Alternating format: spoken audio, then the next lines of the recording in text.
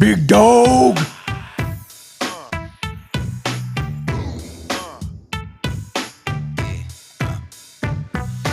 What up, everybody? Welcome to Coffee Hour. My name is Paul Abernathy, the most hated electrical educator on the universe, according to Cy Porter.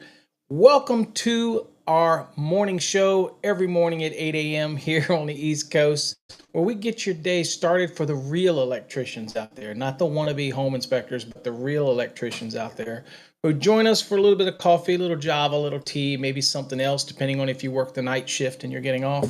Whatever it may be, thanks for joining me. Glad to have you here for the show. And if you've never joined us before, this is something we do every morning, Monday through Friday, unless I have to be out of town or I'm on a business trip somewhere, and then you'll get a replay.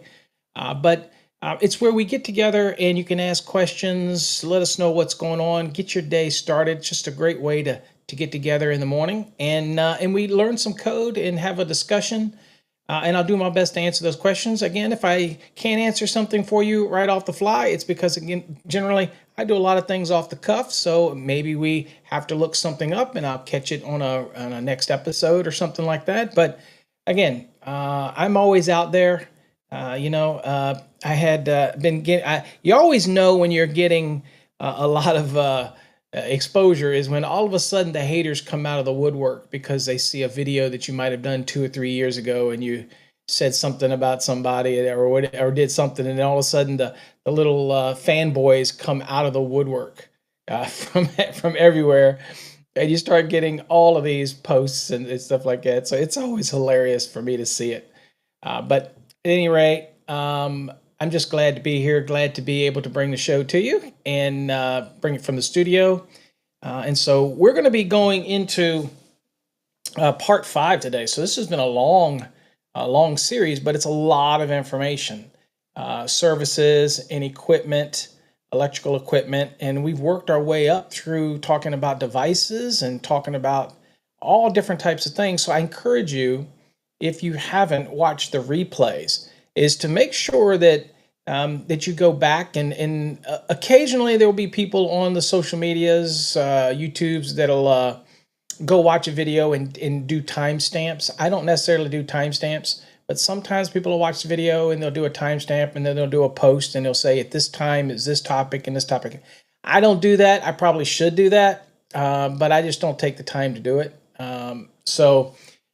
But yeah, again, make sure you check those replays because you never know what you might have missed, or you might have come in late, or you never know what topic we're going to talk about during the show. So at least I do the parts, so you kind of know that it's one piece right into the next type of thing. So today we're at part 5 of services and electrical equipment, and we're going to be starting off talking about grouping of service disconnects a little bit. And then we'll get a little further into that. We'll talk about some overcurrent protection services, and we'll go look at the NEC, because I always think it's important for us to, anytime we get a chance when we're talking about code, that we should take an opportunity to go look at the NEC in case we have any questions or whatever, that type of thing. So again, the National Electrical Code in itself, it's not as simple as a home inspector in Arizona climbing in an attic and looking at things that are obvious. I mean, sometimes things, when it comes to code, you really have to look at things and break it down. So it's a little different than somebody who just wants social media attention, that type of thing. You gotta go look deeper when it comes to code. Before we get started in today, though, as always, I live vicariously through you folks that join us. So we want to make sure we give some shout outs. And again, let us know who you are, where you're from, what you got going on. If you're testing, if you got any questions on your test, that you know the question in detail, I'm more than happy to answer that question. I think what we're going to do is that I have been getting emails and requests about the Q&A sessions. Just wanted me to answer code like I used to do, just off the cuff. You got code questions and you want to get them answered, that type of thing. I mean, obviously the Let's Ask Paul's designed for that, but I'm thinking that we're probably going to do a Let's Ask Paul Friday. So what do y'all think about that? Give me some thumbs up. What do you think? Y'all are the regulars. Y'all the ones that join us each week. If you want to have a Let's Ask Paul Friday, where can ask code questions, and we'll look it up, and I'll give you my thoughts on it. All those pressing things. Maybe you want to ask I don't know, maybe you want to post the Nika question of the day and post it, and we'll give you my interpretation of it, that type of thing, or dig deeper or whatever. But it looks like a lot of people want a Let's Ask Paul type of episode on here once a week. So I don't know. What do you think, Friday, or do you think it should start off Monday? I don't know. Let me know in the comments what you think, and we'll let the majority rule on that. But people do seem to want me to answer code questions, whether it's in the field stuff, whether you've run into it, that type of thing. So I'm thinking, what about a Let's Ask Paul Friday scenario, and we'll just make that a part of the show, if that's what people want. So let me know. So let me know in the comments, whatever platform you're on. If you're on Instagram, your comments won't show up here. But if you're watching on Instagram, feel free to post your comments there. I will see your comments there as well. I don't think that EV Mux has figured out how to get the comments from Instagram into the comment console. I don't think they figured that out yet. Also, people have been wanting to be able to watch the replays of these shows over on Fast Tracks Tube, whereas you can't watch replays. You can only watch the live. But due to requests that people send in, and I try to appease the requests, they said they would like to have the ability to watch the replays when we play replays in the evening over there as well. So we're going to add that player on that page where you go watch the live. Underneath it, there'll be another player, and that player will be, it'll say above it replay, so that type of thing. So, or encore, or whatever, it'll say underneath it, so that you can watch. If you want to watch the replay there, you can watch it there. We're just trying to give everybody the ability to watch. And again, I never twist anybody's arm to watch anything. So if you want to watch it, great, that type of thing.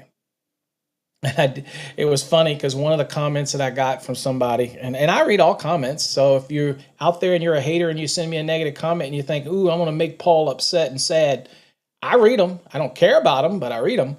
And one of the comments was like, boy, you think you're something because you've got, only 30,000 followers and this guy's got 500, 600, 700,000. It's because I don't put out bullshit. I don't put out the little tweaky videos that get attention that the fanboys love, and I just don't do that kind of thing. I don't do they show you how to twist a screw on a receptacle videos. I just don't do it. I do code. That's it.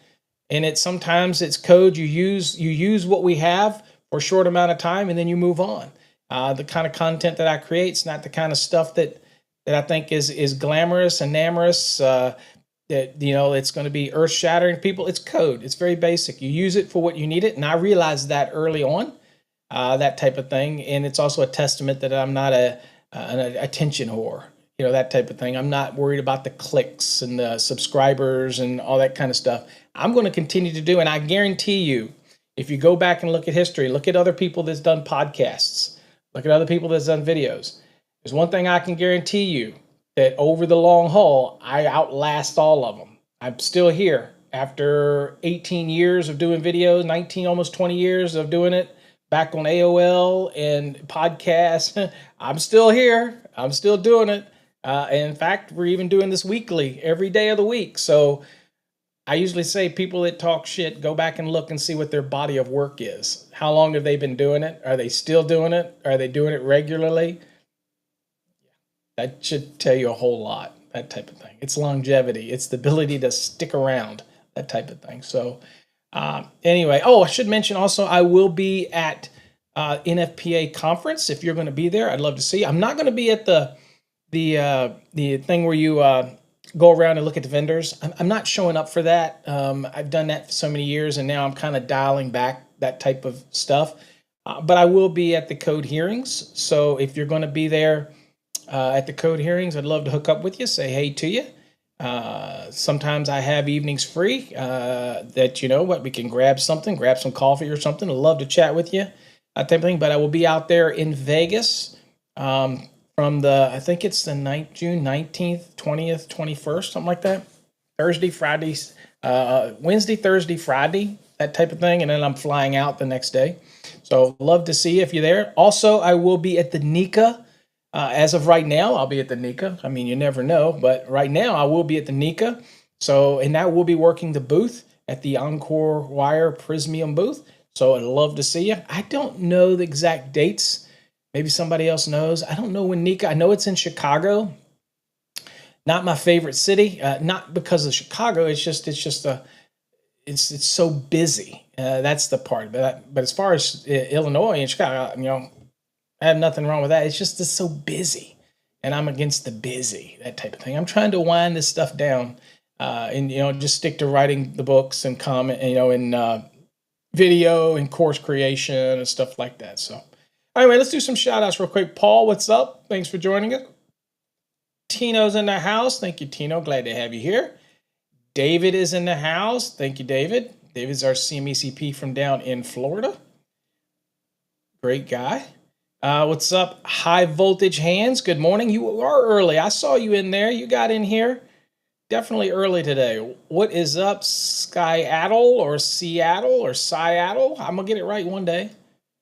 What's up, Jonathan? Glad to have you here, my friend. What do we got here? Let's see. Brandon, hopefully you're studying, Brandon, focusing on those calculations. Okay, that type of thing. Jeff did mention to me, and I don't know what you folks thought about it, because I always love to bounce things off of you. Jeff said, why don't we take the Fast Tracks program and pull out just the things that focus heavily on the calcs? and do it that way. He said, why don't we pull that out and create a course that's just heavily focused on the calculations? And then I said, well, why don't I do that? And then why don't I infuse that with some videos that are very specific to certain calculations, right? And embed that in there and create the course that way. Because I tell you, through the years, I get people ask me, say, Paul, do you have anything that just is calculations? And I'm like, no, the course is the course, and you can get it all, whether you want, But more and more people are asking for it, and so Jeff, we're looking at that. In fact, I have a meeting later today with Jeff. We're going to conference call. He's up in Richmond area. We're going to conference call today and see if that is something that we want to do. Okay, we'll see. But again, people are asking that. So we try to appease what people are asking. What's up, Manny? Love it. Code Nerd's in the house. Got his green Code Nerd hoodie on. Thanks for joining us, Manny. Appreciate you over on YouTube. What's up, Nepo? Good morning. Glad to have you here. What's up, Rob? Glad to have you here, my friend. Code Nerd's in the house.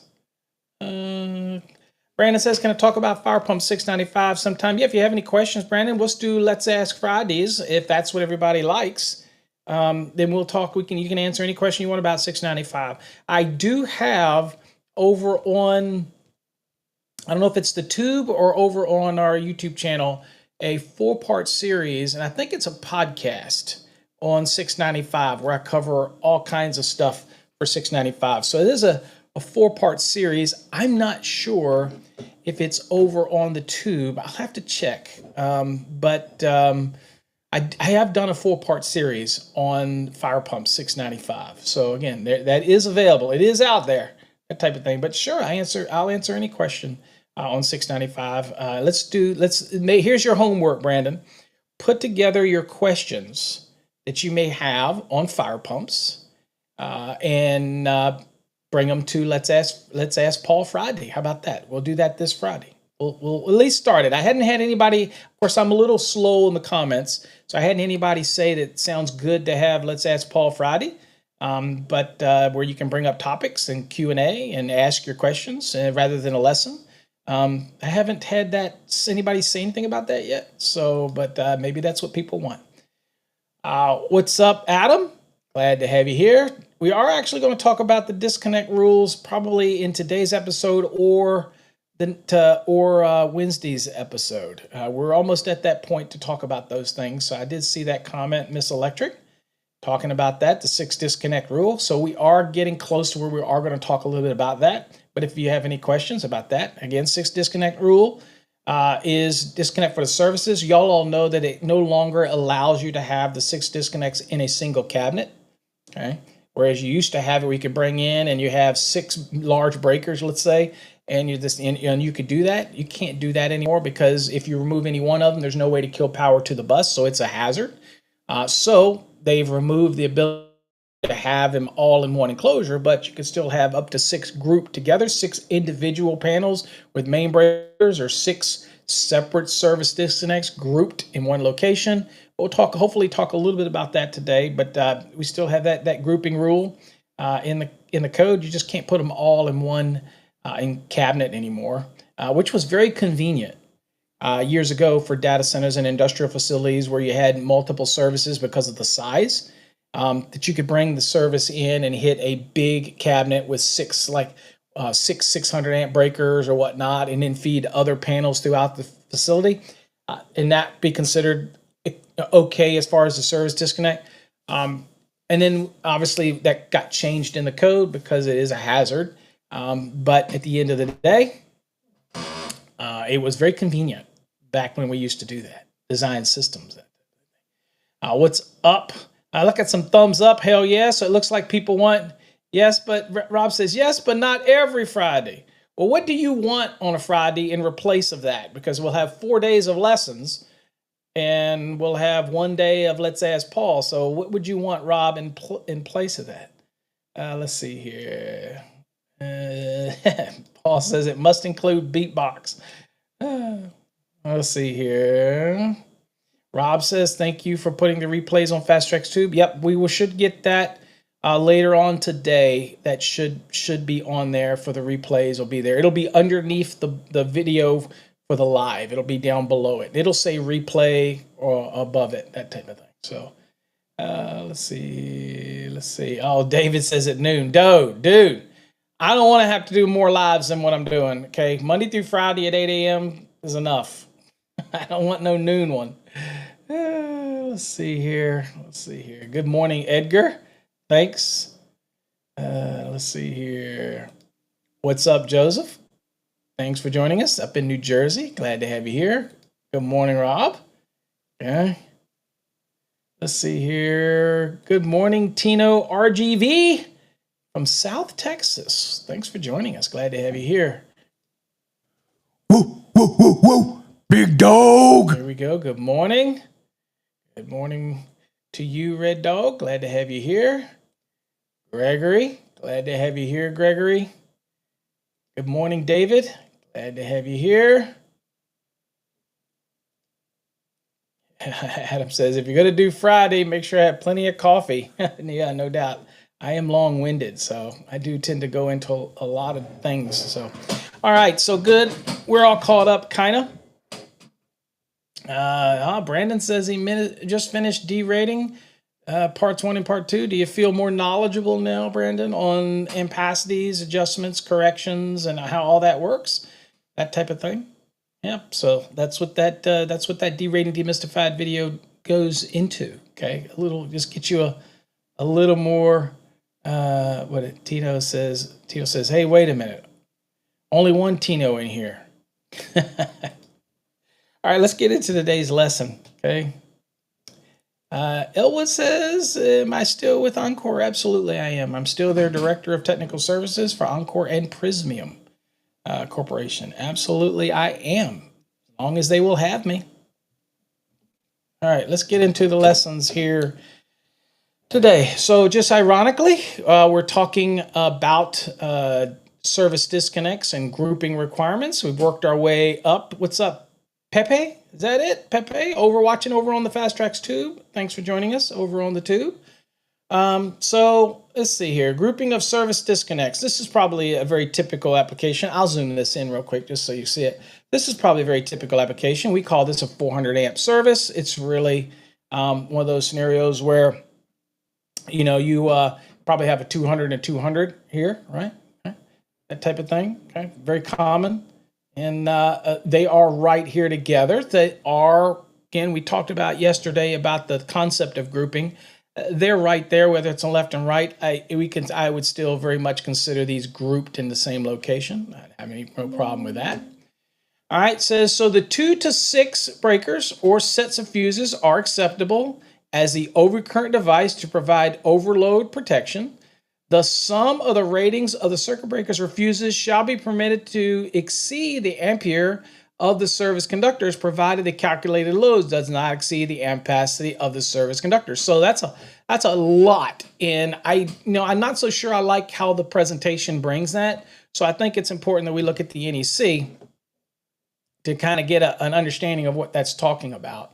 So one of the general rules, obviously, for the NEC is having the overcurrent protection, right? And you're going to have this overcurrent protection when it comes to at the panel. And so the overcurrent protection, overcurrent encompasses what? Overcurrent covers short circuit, ground fault, and overload. Unfortunately, at the service and the conductors that are supplying it, you really can't get anything but overload protection, right? Because those conductors are on the supply side of the overcurrent protected device. And so typically the overcurrent protected device trips because of what happens on the load side of it, whether it's too much current running through it, that type of thing, so it's overloaded, or there's a short circuit, that type of thing, or a ground fault. All those type of things will clear that breaker. But when it comes to the service conductors coming in, only thing they're going to see is overload, to be honest with you. So we look at the requirements of 230.90. So where required, it says each ungrounded service conductor shall have overload protection, right? So that's your general statement, general rule that you're going to have that overload protection. Again, on the service conductors, that's about all we can give is overload. Even though, again, we're going to be hitting a breaker that's going to have short circuit, ground fault, and overload protection. But as far as, again, those service conductors, it's just overload protection. Everything on the load side, the bus, everything like that is going to be afforded the short circuit ground fault protection as well as the overload, that type of thing.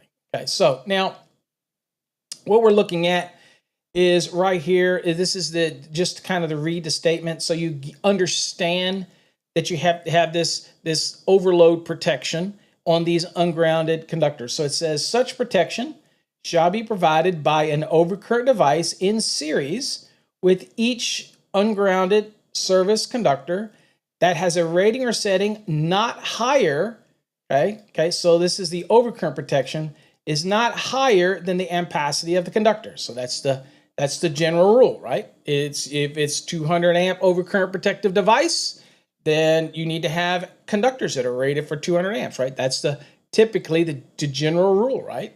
It says a set of fuses shall be considered all the fuses required to protect all the ungrounded conductors of a circuit.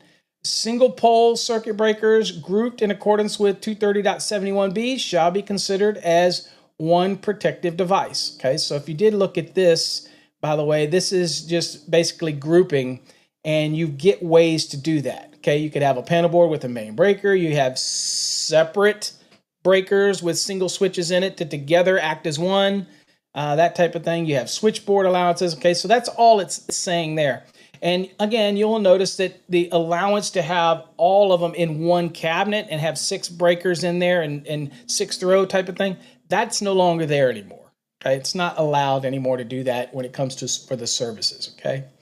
All right, so anyway, requiring us to have, what's up, Alex? Glad to have you here. So we have, when we realize that, we go, well, wait a minute, services typically can be different, and how we approach this, right? So we have allowances, for example, where we know that a 4-aught is good for 180 amps, but we terminate it on a 200 amp overcurrent device. So wait a minute. We're not meeting the rule here in general. We're like, oh, that conductor's only good for 180 amps, aluminum 4-aught. How can I terminate that on a 200 amp overcurrent device based on this general rule right here? Okay, well, that's when you'll get into different exceptions. Now, the one exception that I just talked about, this is the example I gave you of the 180 terminating on a 200 amp overcurrent device as long as the calculated load doesn't exceed 180 amps. That one ends up being down here under this exception, like here, right? So this is an example where it says the overload protection in accordance with the conductor's ampacities of 310.12, that's that 83% rule, shall be permitted for single-phase dwelling services. So that's an example, and a lot of people ask me that. They go, well, this rule here says that the conductors have to have the same ampacity as the overcurrent device. Okay. But then they realize, they say, well, wait a minute. What about the 83% rule allowance? If you meet all the conditions, isn't that conductor going to be smaller than the overcurrent device that it's terminating into? And the answer is yes. But again, it is all based on meeting the various criteria in 310.12. And if you meet all that, then it is considered okay, and it's still considered protected. Okay, not a problem. Now, the other big one here, and I only talk about some of the major ones here, is exception number 2. Exception number 2 to this general rule is fuses and circuit breakers with a rating or setting that complies with 240.4b, right? And what is that, by the way? That is the next size up rule that we talk about all the time. If you comply with all of these things, which you do on a daily basis, then it's saying, look, if you comply with all of this, then you're okay. So this is another reason why, if I have a 4-aught aluminum, and let's say I'm not utilizing 310.12, maybe I'm just saying, okay, I have a 4-aught aluminum service conductor, and it's good for 180 amps. If I follow the general rule in 230.90, then I cannot put a 180 amp conductor on a 200 amp rated device. And you're saying for the service, right? And at the end of the day, you look at the exception number 2, and people always are questioning this stuff. And you go, wait a minute, why can't I use the next size up rule? If I meet all the conditions, why can't I? And so again, becomes a great debate with people. They don't understand that, yeah, as long as my calculated load, and that's why I harp on people all the time. This is not something that your little home inspector can do. Okay. This is the stuff I harp on all the time, where you have to be able to do a calculation. You have to understand the calculation. I mean, you can go through guessing and just, we have a lot of forgiveness in conductors and a lot of forgiveness that people don't take into consideration. But if you know how to do it and you're that skilled electrician and you know how to calculate things, then you can look at it and say, well, wait a minute, I have an aluminum 4-aught conductor that's good for 180 amps. My calculated load is only 170 amps. Can I terminate that 180 amp conductor on that 200 amp overcurrent device at the service and meet the overload protection requirements of 230.90? The exception says I can. And you do it every day, whether you think you do or not.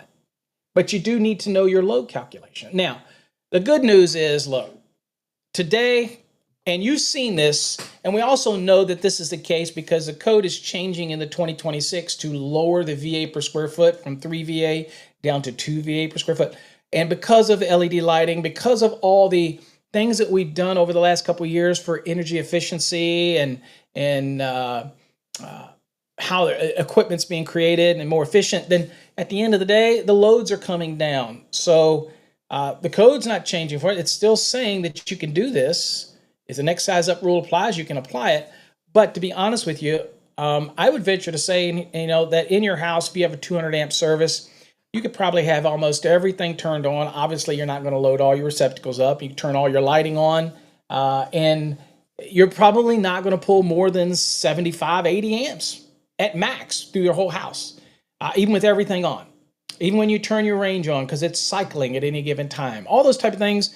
And so unless you're turning on heat strips and you're in an area where it's cold and you have 15 kW or whatever heat strips, then that's going to be the majority of your load. But at the end of the day, your other loads are going to be diversified out. So you're not going to have that much load, right?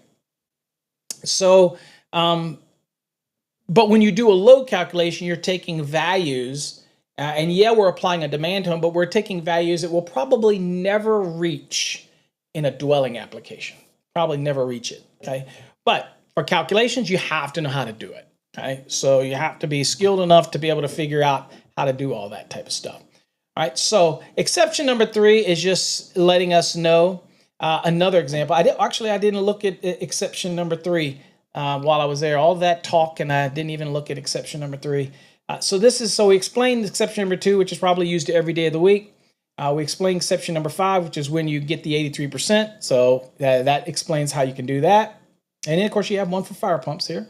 Exception number 3, which is what the lesson was talking about. It says the 2 to 6 circuit breakers or sets of fuses shall be permitted as the overcurrent device to provide the overload protection.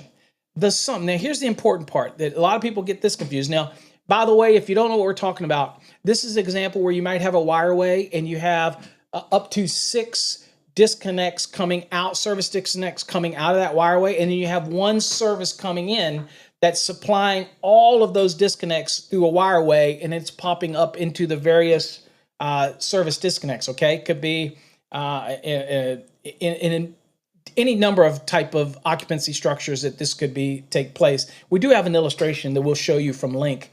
But what it's saying is, it's saying that the sum of the ratings of the circuit breakers, in other words, this is another thing that people get confused, you can add up all of the breakers' ratings, okay, for the service disconnects. You could add them all up, okay, and they shall be permitted to exceed the ampacity of the service conductors, okay? So you could have service conductors that are good for 300, let's say, and 10 amps, but you could have a set of breakers up to 6 service disconnects and grouped in one location.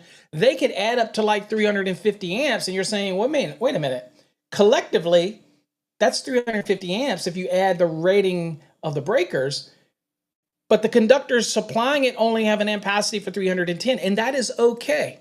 That's not a problem either, as long as you've done a load calc and you know that your load for all of these are not going to exceed the rating of those service conductors. So there's allowance for this. So this is another example where people a lot of times will, I get this, home inspectors are also bad for this, or commercial inspectors, they'll look at it and they'll just start adding up the overcurrent devices.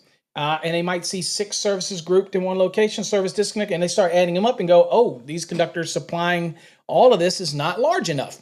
Well, maybe it is based on a load calculation that they did, okay? And so that's what it here. And it says, again, provided that the calculated load, again, that means calculating, you've done the math, okay, does not exceed the ampacity of the service conductors. All right, and so one of the examples it shows you is this one right here. All right, now you see right here in this illustration that if you add all of these up, so this is only 5 of them, and it's coming in right here with the start coming in, it's coming in a wireway, and he's tapping off these services, okay, service conductors coming in, and all of these together add up to 350. But the conductors right here are only good for 310, okay, so it's a 350 kcmil copper.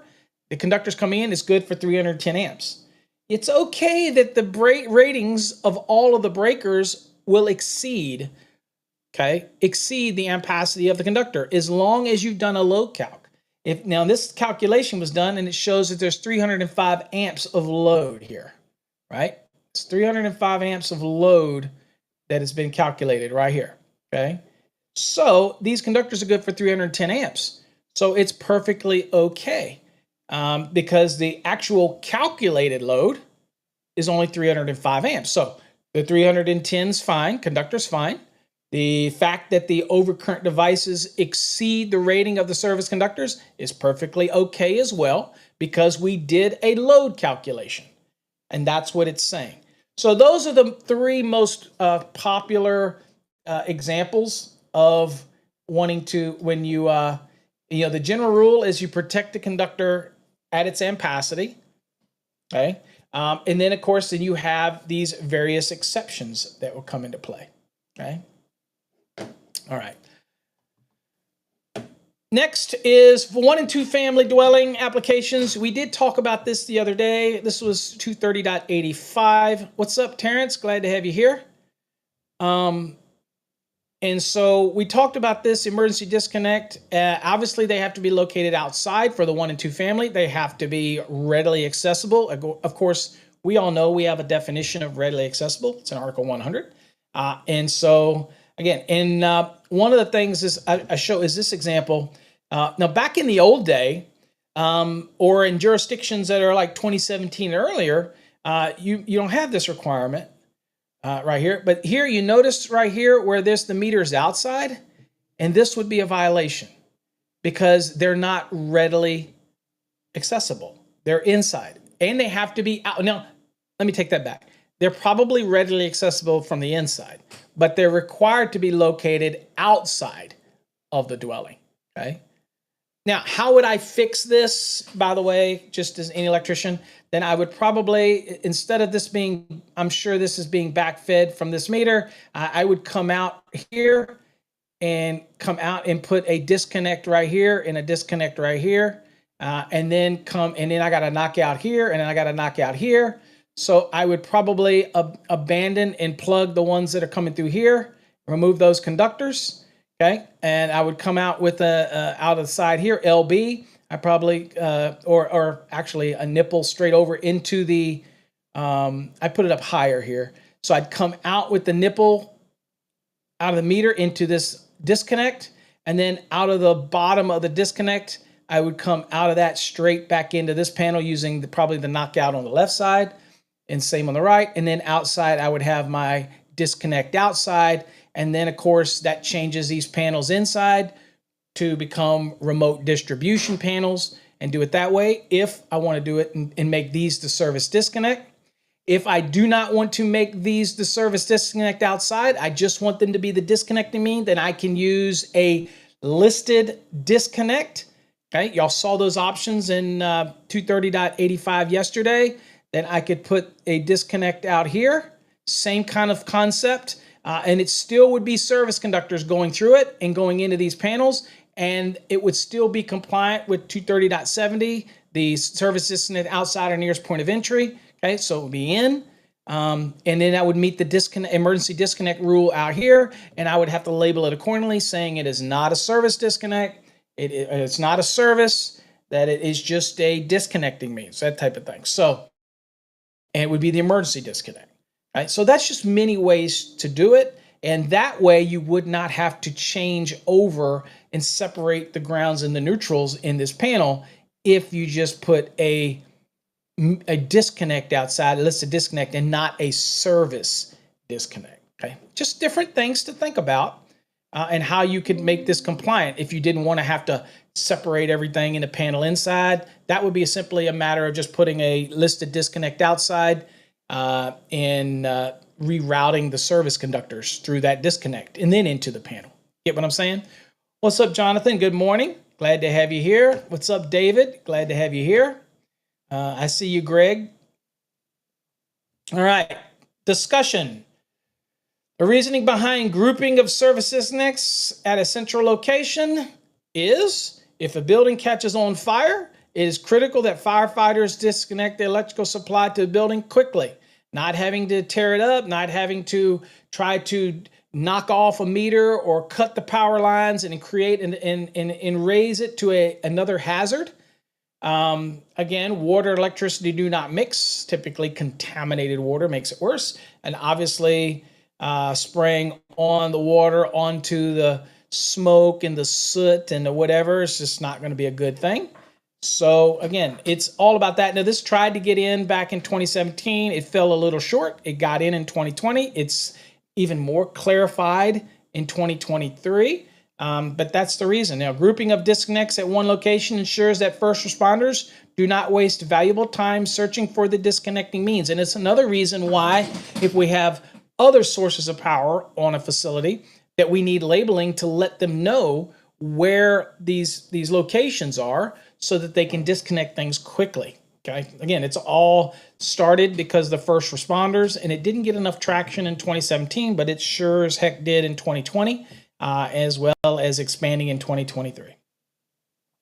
All right, service equipment. Service equipment rated 1,000 volts or less shall be marked to identify it as being suitable for use as service equipment.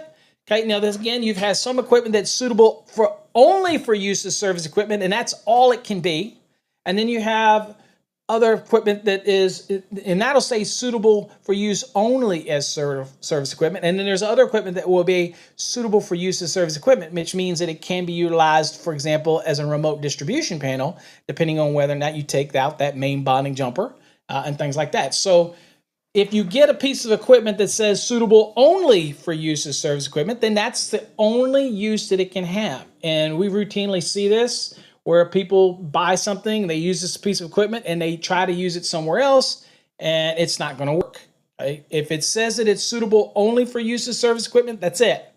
Okay? But the vast majority of the equipment that is suitable for use as service equipment could also be used for other than service equipment, that type of thing. Okay? All service equipment shall be listed and field labeled 230.66a. Okay? So you're going to label it as, well, let's go look at 230.66, by the way. Just so we can, since we're kind of following our normal rule of when we're using like a Fast Tracks program, we're going to look things up. So A, it says service equipment rated 1,000 volts or less shall be marked to identify it as being suitable for use as service equipment. All service equipment shall be listed and field evaluated. Suitable for use as service equipment. We refer to that in trade as SUSE rated. Okay, it's a common marking found on equipment that is used in the service location. Okay, that type of thing. So, yeah. Now, again, notice down here. That's a good thing about Link. For those that have Link, it's kind of like the handbook, if you will. It says the markings suitable only for use as service equipment indicates that the grounded conductor or neutral terminal bus is not able to be electrically isolated, which is what you need on a remote distribution panel downstream. So when you see something that is suitable only for use as service equipment, then you have to be careful, because if you use it downstream, then you could have an improper case to neutral, and that would be an issue of 250.24b. Okay, and that's in the 2023 NEC. So you'd have an issue with that. So we have to make sure that you don't. So that's why you have to pay special attention to the equipment. Okay, what you're buying. You're just not buying it. Look in there and look at the labels. Let's see. Each service disconnect must be permanently marked. Identify it as a service disconnect. That's 230.70b. Okay, so you see our little illustration here. It is suitable for use as service equipment. It has a main on it. It has its rating on it. Obviously, that's on the Excaton, on the actual breaker itself. Okay. Other things to remember: a one-family dwelling service disconnecting means must have a minimum rating. That's the service disconnecting means must have a minimum rating of 100 amperes. Now, this is important to go look at because that's the thing that we, with single-family dwellings, we hear it, 100 amps. That's a exam prep. That's a low-hanging fruit. 100 amps, minimum services for a dwelling, one-family dwelling, 100 amps, 100 amps.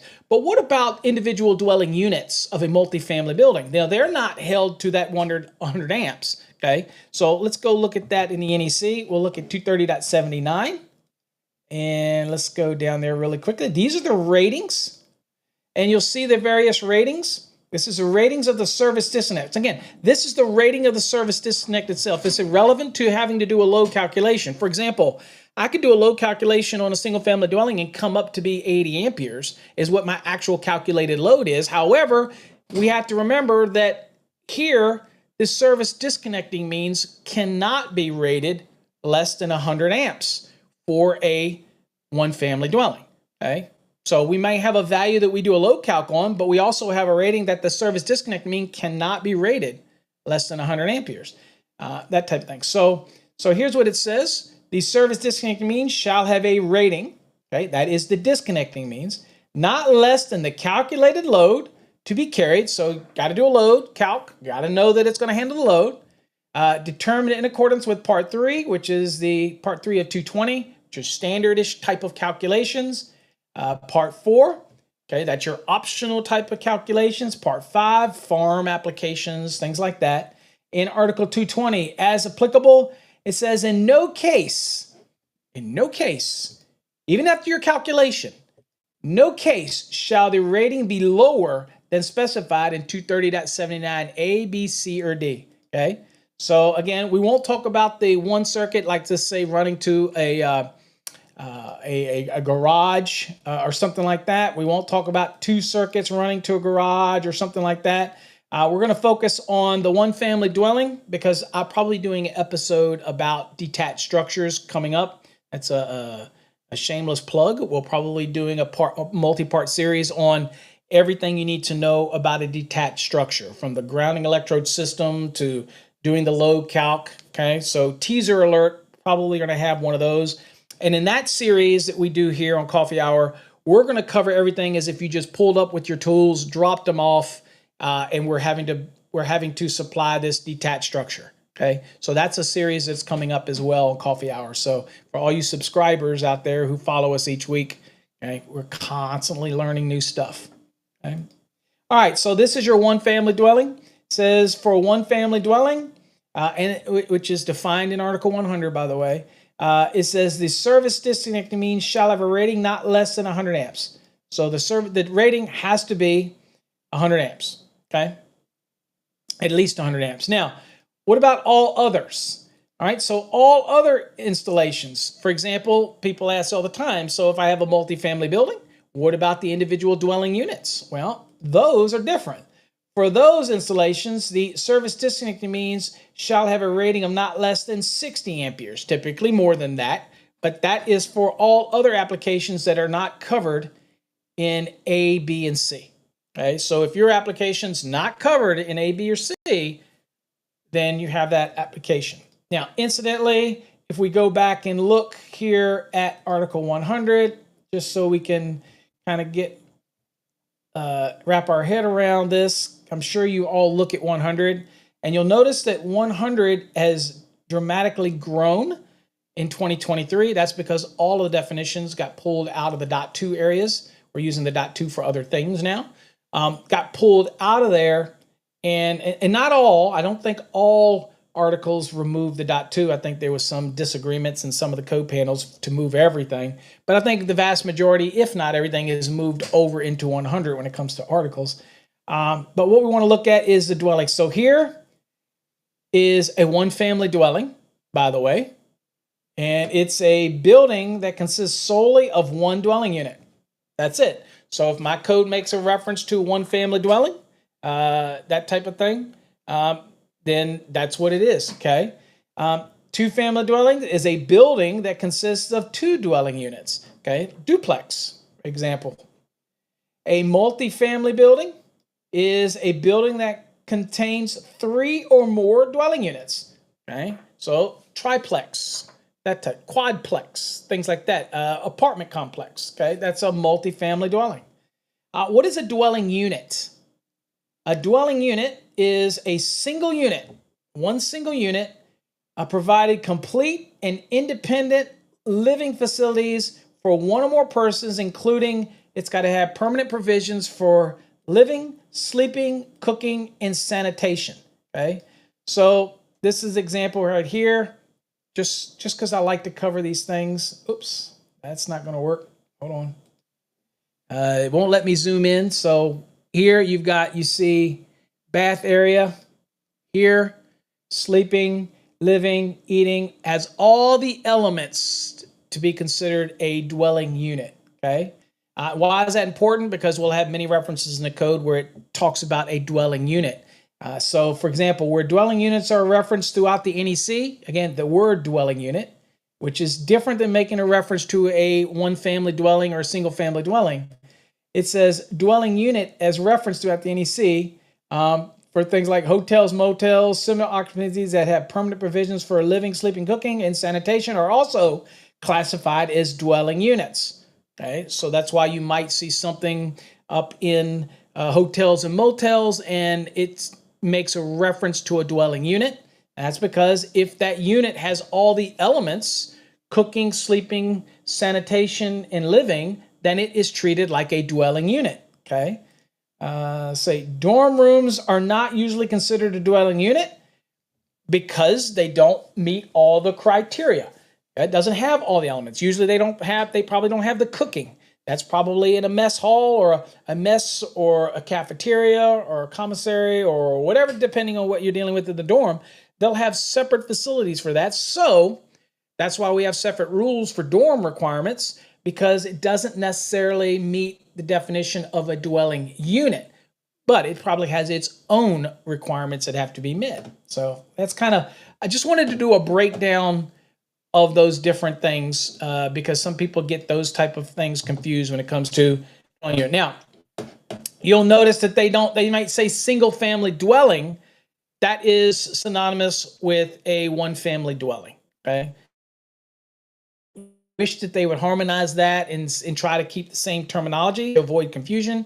Yes, but to my knowledge, nobody has submitted that. So we have to understand that when it says single family dwelling, that we're talking about a one family dwelling, okay? All right, so let's see here. Let's continue on. So neither service disconnected means nor overcurrent protected devices other than supplementary overcurrent protection can be located in bathrooms. Okay, so you can't have service disconnects in or overcurrent protection in a bathroom. However, it does change a little bit. I will show you that in the code. You can have supplementary overcurrent protection in a bathroom, which may be supplementary to the actual equipment that's in the bathroom for whatever reason. You just can't have it. So let's go look at that real quick just to kind of get an idea. 240.24, that's where I want to look first because this is the overcurrent protection one rather than the service, because there is a difference, and I can tell you a little story. But just so you know, if you're looking, and I know none of you would put the service in your residential bathroom anyway. So I get that. So that's why we're looking at 240 first, because this is more specific just to the overcurrent protection requirement. So if you go look at 240, and we'll look at 24. All right.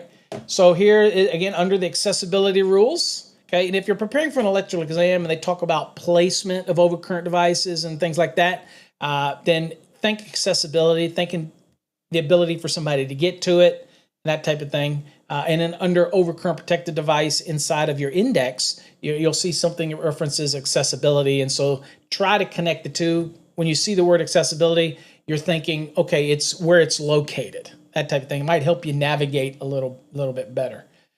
So we go down here to right here, not in bathrooms.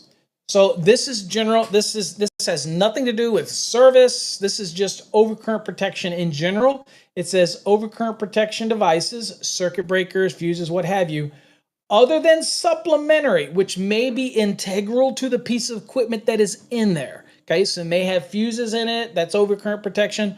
But if that is supplemental to the equipment and not its actual overcurrent protection for the circuits, the conductors that are supplying the equipment, then the supplemental is for the equipment. That is fine. That can be in there. Okay. Shall not be located in bathrooms. You see they added this. Also not in showering facilities, because this was not in the 2020. Showering facilities or locker rooms with shower facilities. Okay, and it should make common sense, but sometimes unless you say it, people don't follow it. So there you go. So you can't have the overcurrent protection. Now, that's the overcurrent protection in bathrooms, right? Just overcurrent. And so that's just a general rule. All right. Now, let's go look at the 230 when it comes to service disconnecting means. Okay. Because again, a service disconnecting means may or may not, it may be just a disconnect. Okay. So let's go look at 230 70A. So let's go 230 70 general for service disconnecting means. Okay. All right. And so we're here and we're going to look down at, let's see here, right here. Okay. Notice that here, okay, so here is 230.70. So this is the location of where you can put a service disconnecting means. Okay. All right. So where can you put it? All right. So readily accessible location, again, outside nearest point of entry. But then it has right here, bathrooms. Oops, right here, bathrooms. It says service disconnecting means shall not be installed in bathrooms. Okay. So you're not going to install service disconnecting means in a bathroom, right? So there you go. All right, let's see here. Where was I back at the lesson? All right, here we go. We're at the multiple disconnects. We got it right here at the end of this episode. So we're talking about this scenario right here. So here's the service coming into this wireway, and they've done a load calc, and they have sized their conductors coming out of here for each one of these loads in question. So they've done the load calcs on each one of these as well. And they know that these conductors right here are protected by whatever service disconnecting mean that's in here, right? And they're going to keep from overloading the conductor that's being supplied from this service tap coming down, because these are going to be sized based on whatever the load is. And we have to assume that these conductors here and all of this, that this combined load the ratings of all of these, they may exceed the rating of the conductor. But this is why it's so important for you to know how to do load calcs, because the overall load calculation cannot exceed the rating of this conductor. So this could be, again, added these up, that could be 350 amps a breaker. An inspector may come out and say, and you may have run into this, where they come out and they go, look, sir, you have 400 amps of load here. This is a 100 amp breaker. This is a 50. This is a 50. Well, and they add them all up, and then they look at your conductor and they go, you can't do that. And you go, yeah, under the general rule, that would be the case under the 230.90. But, sir, I am using an exception. And as long as I've done a load calc and I provide you that load calc and I show you that the calculated load is not going to exceed the rating of the service conductors, right? And that I sized all of the conductors that are supplying each one of these disconnects is size equal to or greater following the rules of 230.90 for whatever the load is on these individual disconnects, then I am okay. And it's all based on a load calc. So the good news is the load calcs that you do today are probably more conservative, right? So if you do the load calculation, you're going to be fine because there is a lot of diversity that plays in. There's loads that are not all on at the same time, and so look, you have to kind of go with the history of how we've come up with calcs, and you have to trust it, right? I guarantee you put Cy Porter in front of this, he won't have a clue. That's why you're the electricians. He wouldn't have a clue. Okay? He's just a home inspector who wouldn't have any idea how this works. And that's why you electricians get the big bucks. And then you're not the fanboys. You guys are out here really working it and learning these type of things. Okay? All right. So that's what we got here. So what you'll see here is the 2 to 6 disconnecting means shall be permitted for each service permitted by 230.2. Okay? So the rule of 230.2 is you're allowed one service to a building. Okay, so this is the one service coming in right here. This is it, service lateral coming in. This is it, and you can have up to 6. Now, you could have in 230.2, you could have a capacity of a building that would require more than one service to that building based on its capacity. It needs a lot more, like over 2,000 amps. It's like, oh, I got to have more than one service to this building. Well, you have allowances for that in the code under 230.2. But the general rule is one service per building. But we do have the allowances, and it's up to 6 disconnects, service disconnects per service. Okay? All right. You also have some allowances under the exceptions 1, 3, 4, and 5 under 230.40. We will be covering that in a different episode because that is another important rule that people tend to get confused about. So we will definitely be covering that in an upcoming episode as well. But that is basically the same concept of the number of disconnects that you can have, that type of thing per service. It says the 2 to 6 service disconnect means shall be permitted to consist of types of equipment specified in 230.71b1 through b6. Okay, so looking at that, looking at the different types of that we have, that would be, so let's go to the code. We're already right here. So the maximum number of disconnects, right, is, okay, each service shall have only one disconnecting means unless the requirements of 230.71b are met. Okay, so here's the 2 to 6. So you have one service, one disconnect, but you're able to go up to 6. All right, but you have to meet these caveats, and it has to be one of these types. Now, in here, it used to be where you could have the one cabinet with the 6 breakers in it, 6 disconnect, 6 throws type of rule, and that was okay. Still okay for feeder applications, not because you do have a breaker upstream that you can kill power to that. It is not acceptable for services anymore. But you have different options down here. Like I can have separate enclosures with main service disconnects in each enclosure. And you see me talk about the 12-inch by like 8-inch or whatever. Just it's all it is a switch service disconnect. Okay, you can have 6 of those mounted. You could have panel boards with main breakers. So you could have 6 panels mounted with main breakers in them. That's okay. 6 individual panels. That's okay. In switchboards, you can have an option in there. We have separate vertical sections, okay, and you can have that installed that way. Again, so you have a bunch of different options down here, okay, to be able to do that. You can have meter centers with the main service disconnect. Disconnecting means for each metering, right, that type of thing. So you have many options to do this. I don't know if we have some illustrations. There you go. So you see this right here. So in here, you've got everything, and each one of these have their own, right? So it's coming in here, and it's coming through here. These are separate. If this was all one enclosure, that wouldn't work.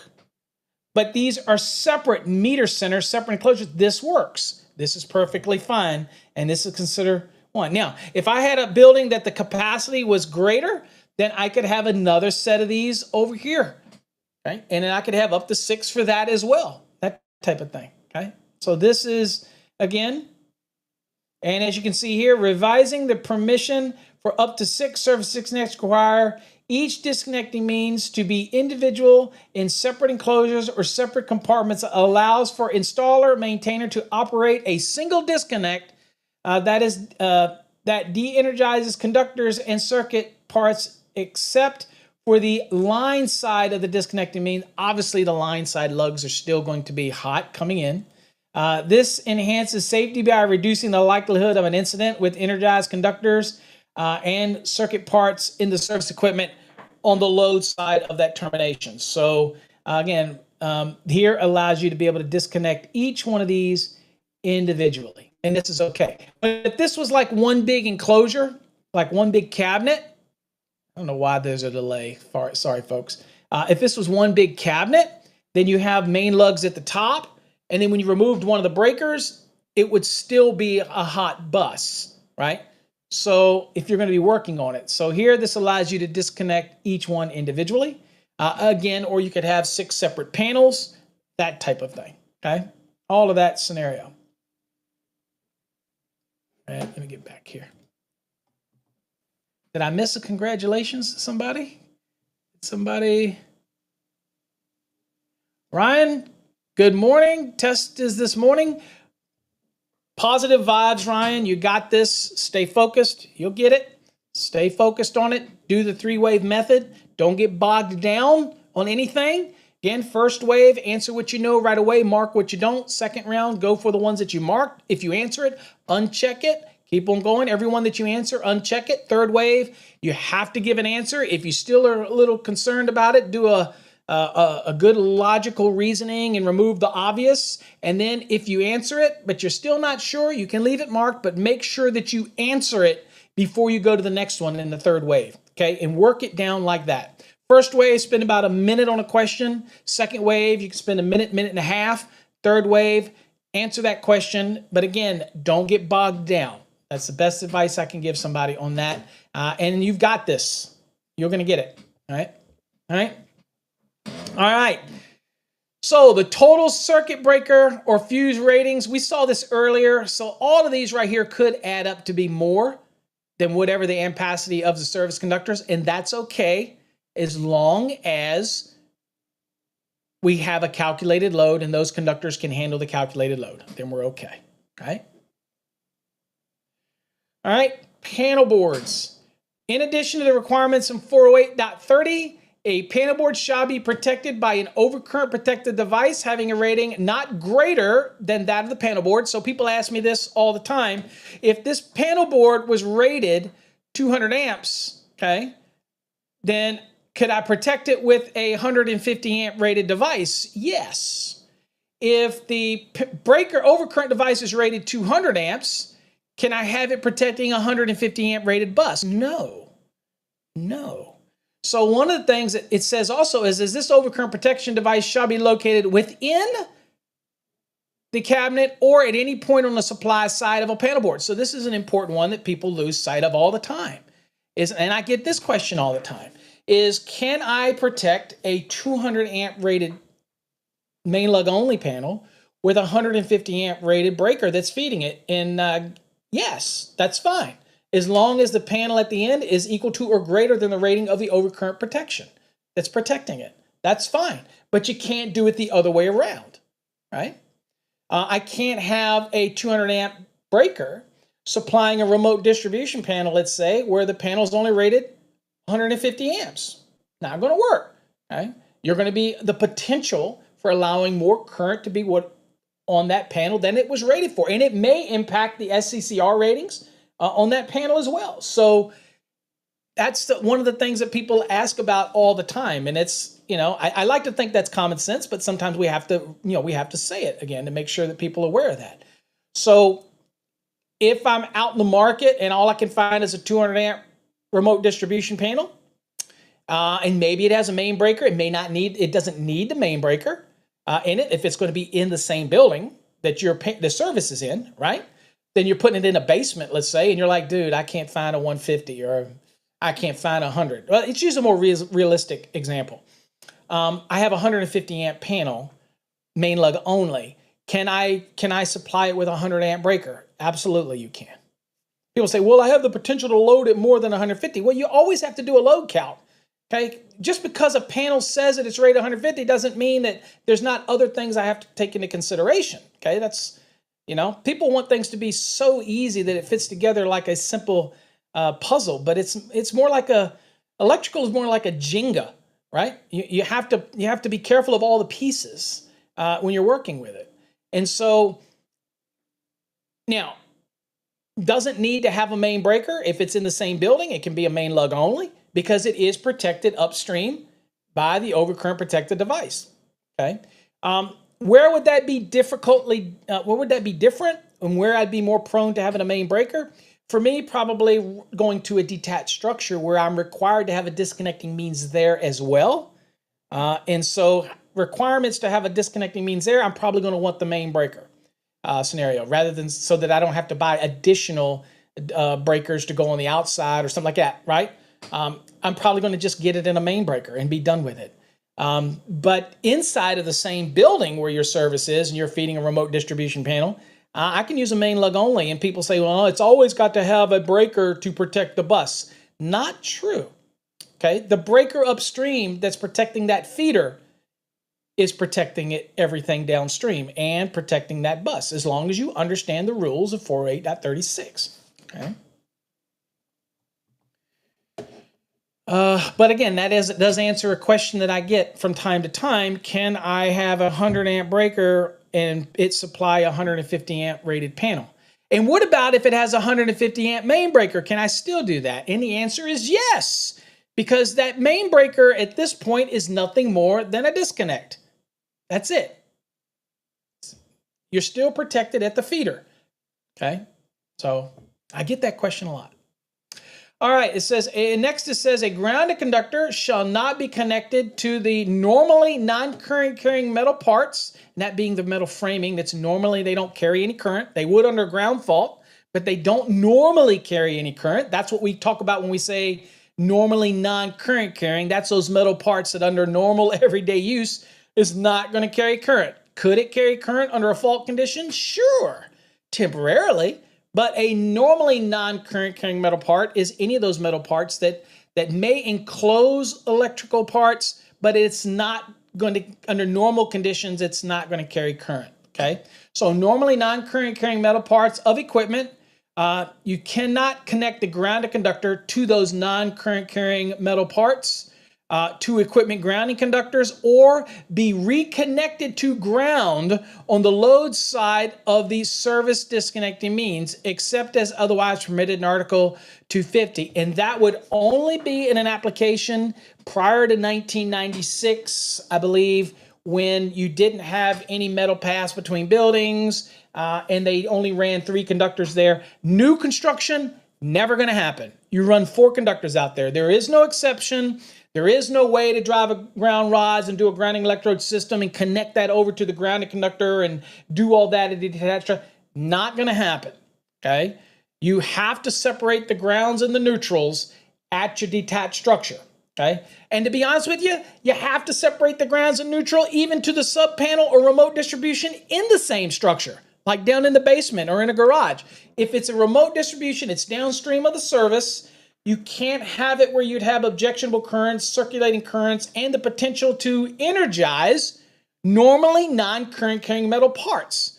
We do it at the service. We don't do it downstream of the service. Okay, cause a whole lot of touch potential problems, can cause objectionable current issues, which can have negative effects on new circuitry, equipment that we're installing now in smarter homes. And some of that stuff is now safety driven, right? AFCIs, GFCIs, surge protection devices, everything's getting smarter. So we have to be careful when it comes to things like objectionable currents, okay? All right. It looks like we ran over, so we're going to get into common trip single pole breakers tomorrow, talk about fuses. We're going to even do conductor sizing tomorrow, folks, okay? We're going to cover all of that stuff in tomorrow's episode. So let's go on and do some giveaways.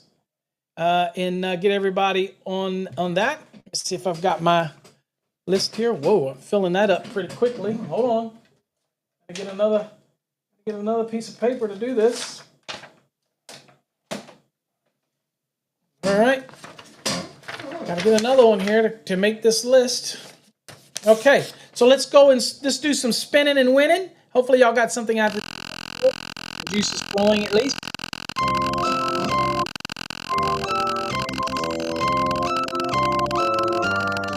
Great episode, learned a lot. There's a lot of good stuff there that you can go back and watch on the replay.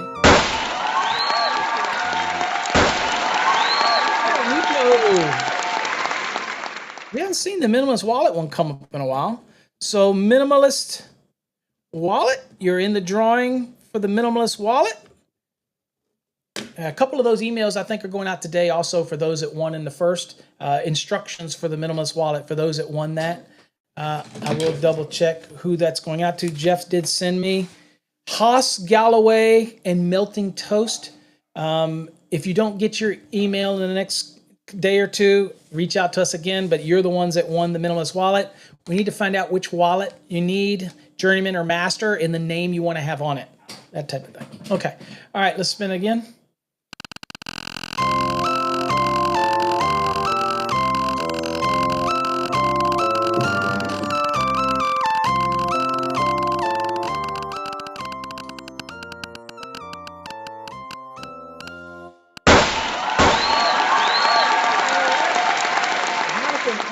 Jonathan, I think you already have, or you're already on the Fast Tracks tube. So we'll spin again for you.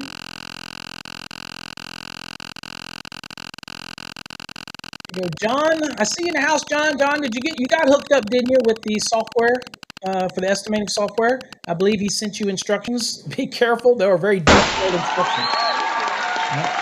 All right, so Jonathan, we've got you for the Minimalist Wallet as well. Drawing for that. Okay, congratulations to be in that drawing. Do it again here. Thank you all for hanging in there.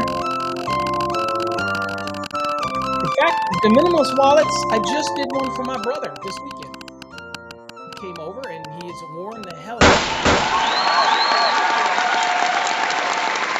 There's no package, John. He emailed you. I was copied on the email. Need to check your junk mail. He emailed you the instructions for how to get started in your estimating software. He emailed it. I saw it. I was copied on it. So he did send it. I saw it. It came to you, so check your junk mail, okay? Because I saw it. He included me in the email to you with all the instructions for how to get your estimating software that you won. All right, check your junk mail. If not, I'm going to have to figure out how to reach out back to him. Because nothing's coming in the mail. It's all online. Definitely go check your junk mail. All right, Battles. It needs to be on here on multiple platforms there, doesn't it? Jonathan, you got your register for Trade Hog. You are cleaning up today in your registrations. There you go. He's learned the secret of being on multiple platforms. Yeah, it always seems at the end. Hey, Jonathan, same way. That's such a true statement. I don't know how many times I've been looking for something and it's in the junk, and I'm like, I didn't designate it as junk. Why did it end up there? All right. So let's see here, Jonathan. You've got. Let's see. Did you just win again? Please send me Fast Tracks, please. You got to win it, John. We don't give it away. Let's see here. Jonathan, did you just win again? Yeah, I think you did. Boy, I tell you what, you are racking it up today, dude. Now you got the NFC card, promotional card registration for that. Dude, you are cleaning up. Okay. I don't control it, Jonathan. It's automatic, bro. Just spin it and win it. You're in a drawing, so you haven't necessarily won it. All right, John, you're studying for your master. You can go get our Fast Tracks program, but I don't give away. I'm in business, bro. I got to make a living.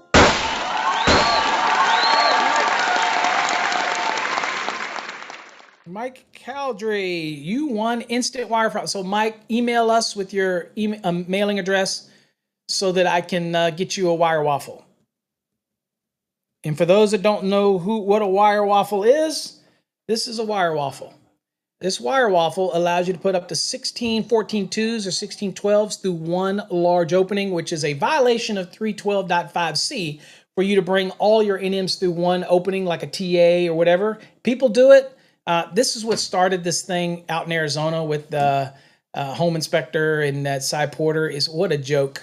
He says, we allow that in Arizona, and he lied. He made it all up. In fact, they didn't allow it. But here's a solution. Okay, so rather than promoting fictitious stuff or being a wannabe, he really learned that there are products out there. So there you go. There is up to 16 cables can go through that right there. There you go. All right, Mike, so make sure you send me your information. Email it to info@electricalcodeacademy.com, or you can send it to through paulabernathy.com if you want. However you want to do it. You can use our Contact Us button on fasttracksystem.com. Totally up to you. Erie says, let's see. John says, "This is my first time win. You gotta win the drawing." So there we go. All right, let's do it again here. So send me that information, Mike. We'll get you one of these if you want to use it. If you don't, let me know, and we'll save it for somebody else. So I'm giving away these wire waffles. I think it's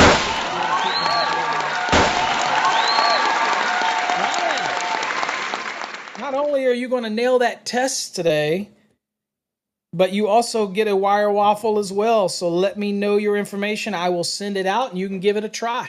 Okay, it works in any 2.5 KO on the panel, and it allows you again to take up to 16 14.2s or 16 12.2s, or it'll allow you to take 8 12.3s or 8 12 or 8 14.3s, all that kind of stuff. Okay. Let's see here. All right, so let's go again. OGs originated. I can't make it pick anybody, y'all. Come on now. That would be, if I did that, that would be like everybody arguing that I accepted a jumbo jet as a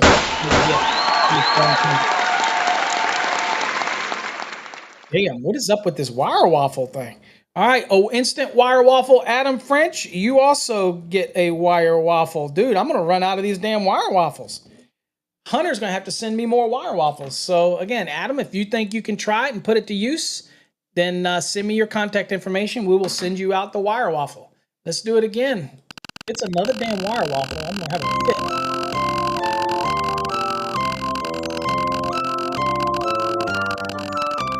I'm going to go wire waffle ballistic. I think it's a neat idea. I wish I had thought of it.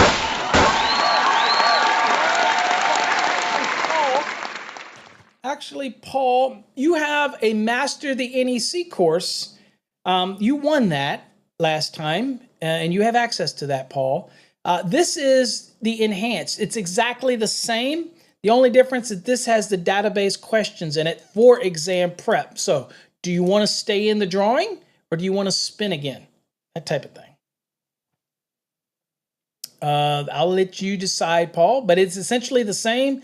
The only difference is the one you have, Mastering the NEC, does not have the database questions. That's the 800 plus questions database. That's the difference, because the Mastering the NEC program is not designed for exam prep. You said you'll take it. Okay, you're in the drawing. We'll leave you in there, so you have a chance to win that one as well. Okay, so we'll put you in it. Okay, it doesn't hurt to have more than one. That's for sure. Okay. And in fact, we talked about the 2026. If you win both of them, then we can do a swap deal or whatever. Don't worry. All right. So 2023 enhanced. Okay. And John's going to say, why don't you gift it to him? I'm waiting for that to come in. All right. All right. So let's do it again.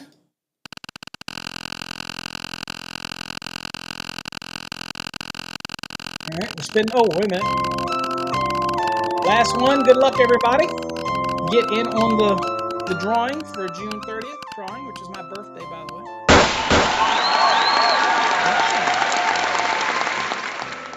This is a good omen, Ryan. You've done gotten a drawing twice. This is a good omen for you. This is the NFC card. For those that don't know what the NFC card is, it is a very hefty steel plate card that promotes Coffee Hour, but it also has NFC chip built into it. You can reprogram this chip if you want, or you can leave it on here and promote our show and all of our courses or our products to your people on jobs. Or you can change it. It's easy to change, very simple, takes a few seconds. Free mobile app that you can download and do it. There you go. All right, Ryan, it's going to be a big day for you, buddy. You're going to get your license. You're going to get you're getting a wire waffle, and you're registered for the NFC card to promote that beautiful new license that you get after today. Okay? It's going to be a great day for you. Positive thoughts, my friend. You've got this. All right, folks. That's it for today. I appreciate all of you. I went a little over coffee hour, as I normally do. Appreciate you. Join us tomorrow, which we are going to get into talking about tripping of circuit breakers, common trips, single pole, identified handle ties. We're going to talk about cartridge fuses, ratings, a little bit of insight on those. And we're going to do conductor sizing tomorrow. And we'll look at 310.12 again, which you probably do day in, day out. And you don't even understand why you do it. Some of you do. They've been here for a while. You understand. We're going to talk about all of that, and we'll talk about some installation. We'll talk about Edison-based fuses, S-type fuses, talk about the various ratings, which are low-hanging fruit on exams, by the way. And then we'll get into grounding and bonding of services, main bonding jumpers. We're going to talk a little more about remote distribution panels, or sub-panels that people call it. We'll talk about grounding electroconductor, bonding of services. We got a lot we're covering in this series, folks. So we're only up to number 5. This is a multi-part series, so make sure you come back tomorrow at 8 a.m. All right? Appreciate all of you. Till next time, stay safe. God bless.